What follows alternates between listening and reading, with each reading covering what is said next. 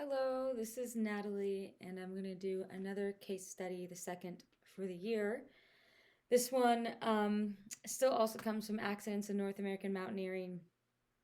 They have branched out to including avalanches, but it definitely is focused a little bit kind of specific to the mountains, but so is my business. So that's what I'm going to talk about. If you don't know me, my business is Gutsy Journey, and I teach wilderness medical courses as well as mountain technique and some training programs for getting into the mountains. All things geared towards getting people into the mountains a little bit safer and a little bit more prepared. So there are two people involved in this case study. They're up in the Pacific Northwest during the time of COVID and headed up some drainages and some eroded areas that during the day felt fine. And then as the day warmed, on the descent, they ran into some rockfall. And let's see what happens. So they have the person in the back weighs slightly more than the person in front, is carrying also some extra equipment on their back. So they're just in general weighing heavier, which may have factored into the incident. And they hit a section where they needed to down climb. So let's call it second or third class, probably third class terrain, maybe even fourth class. They had to turn around to kind of scramble down a section of boulders in a creek drainage. And when they went to place their weight on a block and as well as step down to the block that was kind of at torso level they had used before, it broke free. And so their footing broke free, but when their footing broke free, the block that broke free apparently also loosened the other boulder above it. So the foothold broke free when I weighted it, and then a larger block shifted and broke free. This is the person who this happened to, instinctively jumped back, pushing myself to the right of the fall line of the massive rock as it careened down the wash. Okay, so we've got kind of some scene stuff going on now. However, it crushed my left hand against the adjacent rock slab as it crashed by. And then now there's a medical incident. So the first thing is always our scene size up. And in this situation, I would really like to know where the boulder was in relation to the other person who was below, because it must have crashed towards them. And then we know that there are just two people here, but is there a chance of other stuff breaking loose? Are they in a gully that's deep enough that you would have to be worried about more things falling down, or is that scene stable? So you should always be addressing those questions before rushing into the scene. The patient, we're going to call it the patient now, who had their finger crushed, says a moment later, I noticed my pinky finger dangling, with the middle phalanx displaced and the fingernail hanging by a thread, and the white of the bones in my ring finger showing. So a pretty graphic description of kind of what that crushing injury looked like to the hand. And then they said, then everything was swallowed in a red gush of blood. So we had seen safety. We can address that pretty quickly, make sure that obviously the other person isn't injured as well, because they're going to be the ones to help to respond. Make sure that they're not in a place where more rock's going to fall. And then let's get in there and address the fact that there is some significant bleeding. Now, remember, where's our kind of places that we can bleed significantly from, generally speaking? Shorty wetsuits. So right through our carotid arteries up here where the wetsuit would come up high, and then down each of our arms where we have big pipes through our torso, and then down our legs about to our knees. So generally speaking, these are where we have large arteries that can expel large amounts of blood rather quickly. But an exception to this rule can be amputations. And based off that description, it sounds like there's a partial amputation going on.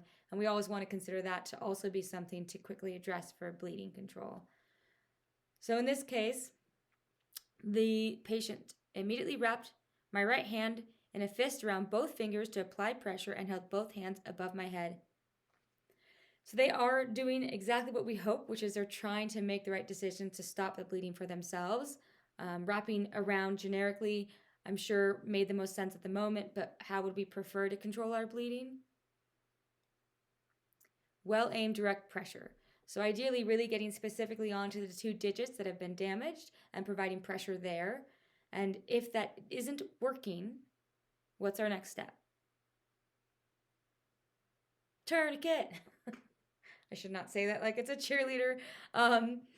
But those of you who've worked with me understand. No, the tourniquet is a big scary thing for a lot of us to consider, but in cases like this, it can be a great tool if there was more hazards in the scene and he can just quickly stop the bleeding and we can move ourselves to somewhere safer, then explore that wound and figure out how to provide better pressure directly where we need to and just the scope of what we're dealing with. So in this case, the one thing I would say is that the kind of elevation as far as for bleeding control is really kind of falling by the wayside as far as being super useful. There's kind of no amount of lifting that will take our limbs out of the range that our heartbeat can bring blood to. That's why we function all day long and get blood to the cells. And so the elevation comes in handy a lot more for the post injury because of blood pooling in limbs when they hang and dangle and being able to elevate to get rid of throbbing and just some of that extra edema. But for bleeding control, focus on well aimed, direct pressure, and if needed, go to the tourniquet. And you'll see the same policies now within the American Heart Association and any of the campaigns we have for stopping the bleed. So, all in all, still doing great. These two are a rock star in many ways. Along with that, in this particular case, I would want to know if there's any other damage that's happened to this person. So if I'm going to do a patient assessment, we're going to control that bleeding. And then we're going to continue to confirm nowhere else is bleeding. Everything else should be kind of answered as far as this doesn't sound like a MOI for a spine injury, or meaning it doesn't sound as if whatever happened was so, the forces were high enough that I'm worried about the spine could be injured along with this.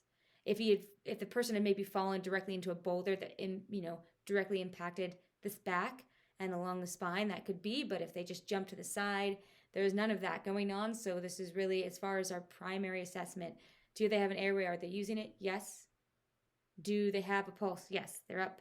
They're taking care of their own hand. They do have bleeding. We're going to deal with that. And then we want to think, are they awake? They are. And do they have an injury to their spine? Are there potential for an injury? And should we hold them spine stable or consider spine stabilization at all? And the answer is no, we're not going to.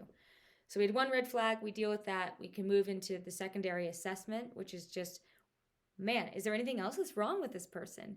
I mean, if you see two of your fingers nearly ripped off, are you paying attention to whether or not you also rolled your ankle, tweaked your knee, or anything else happened kind of in the event that they had them move over?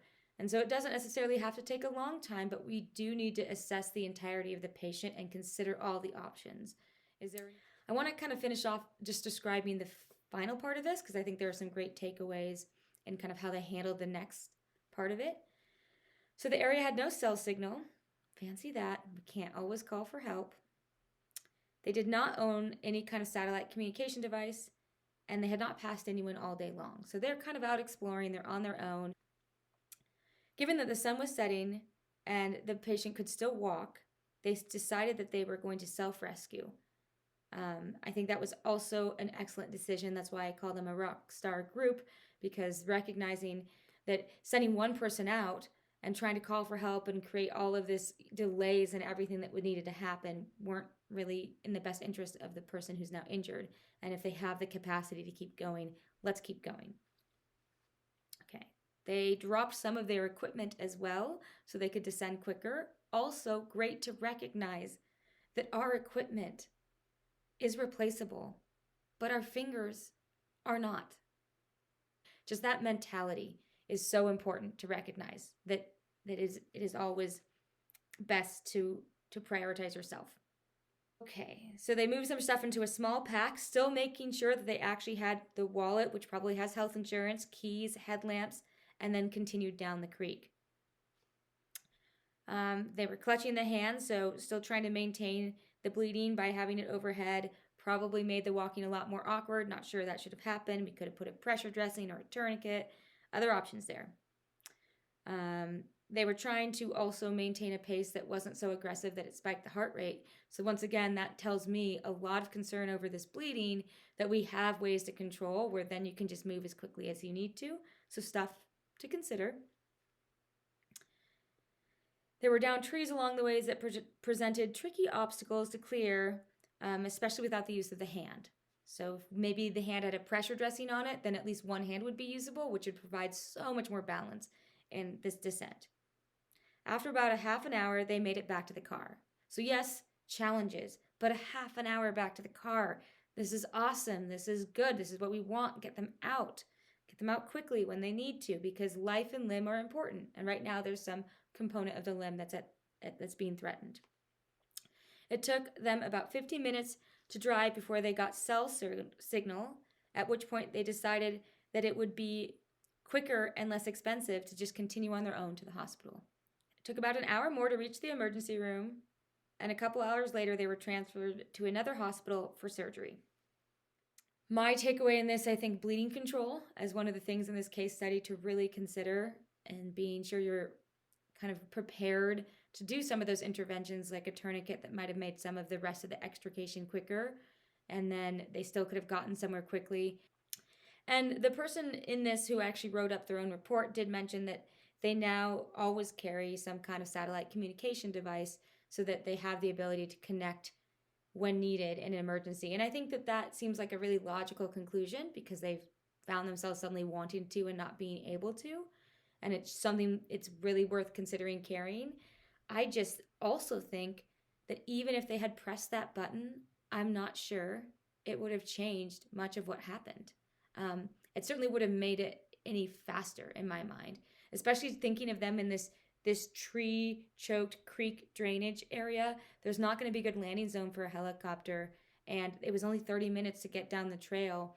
The one thing that I would want people to take away from this isn't I need the GPS device at all times so it could be easier, but rather, is it faster to just be a self-rescuing person and have that tenacity and grit and problem-solving skills to get myself out, because the rest of people getting in is actually going to take longer, as well as in many cases it puts the rescuers at risk. And so calling those in for really important things is always best. And so if you have the device now and something else happens, it could be a good option. But I actually think they probably got out faster by not having that and not just waiting for other people to show up.